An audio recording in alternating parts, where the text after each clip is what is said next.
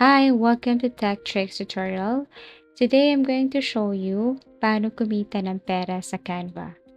Pwede kang kumita gamit ang Canva sa iba't ibang paraan, lalo na kung interesado kang gamitin ang platform para sa creative design work or business ventures.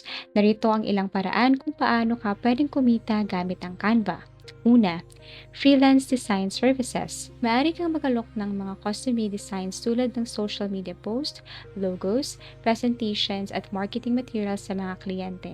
Maraming small business o individuals ang naghahanap ng design services. Sell on freelance platforms. Gumamit ng mga platform tulad ng Fiverr, Upwork, 99 Designs para mag-alok ng Canva design services. Maraming kliyente ang naghahanap ng graphic designers na mabilis makakagawa ng design para sa kanilang negosyo o proyekto. Pangalawa, sell templates. Create Canva templates for sale. Gumawa ng unique Canva templates para sa iba't ibang layunin tulad ng business cards, social media graphics, planners, resumes, o invitations. Maaari mong ibenta ang mga ito sa online marketplaces tulad ng Etsy, Gumroad, or Creative Market. Canva template subscriptions. Kung may unique niche ka, pwede kang mag-set up ng subscription service kung saan nagbibigay ka ng bagong Canva templates sa mga subscribers bawat buwan. Pangatlo, affiliate marketing. Canva Affiliate Program. Pwede kang kumita sa pamamagitan ng Canva Affiliate Program.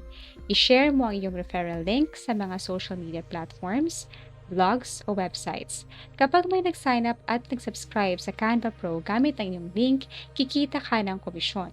Pang-apat, content creation and social media. Build a social media brand. Gumamit ng Canva para gumawa ng high-quality content para sa iyong social media accounts.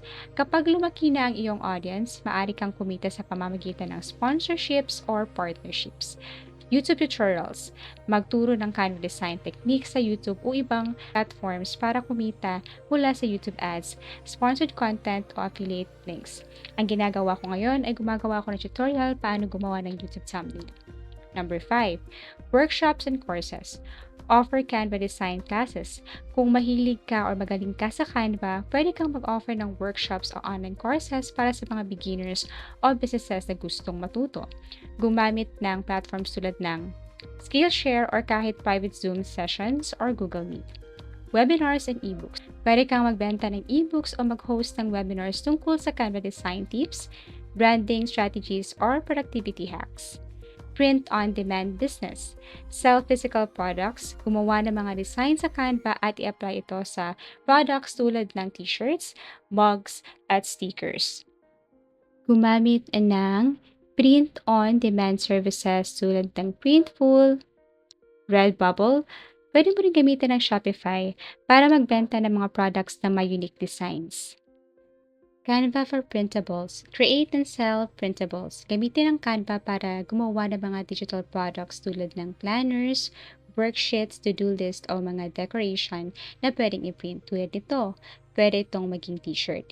I-upload at ibenta ang mga ito sa Etsy, Shopify o iba pang online marketplaces para sa mga downloadable na produkto. License your designs. Kung may mga unique design ka, pwede mo ring lisensyahan ito at ibenta sa iba't ibang mga businesses or creators para magamit nila sa kanilang mga produkto. Pwede ka rin maging social media manager. Offer social media management services. Kung marunong ka sa Canva, pwede kang mag-offer ng social media management packages sa mga clients, kasama ang mga paglikha ng mga graphics at content para sa kanilang mga social media platforms.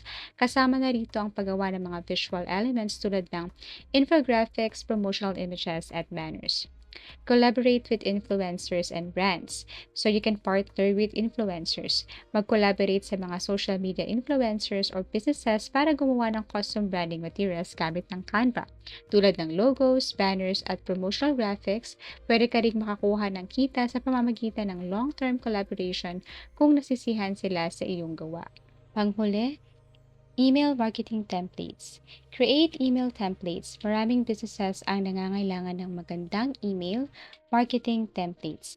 Gumamit ng Canva para gumawa ng visually appealing email designs na pwede mong ibenta o gamitin bilang bahagi ng iyong email marketing services.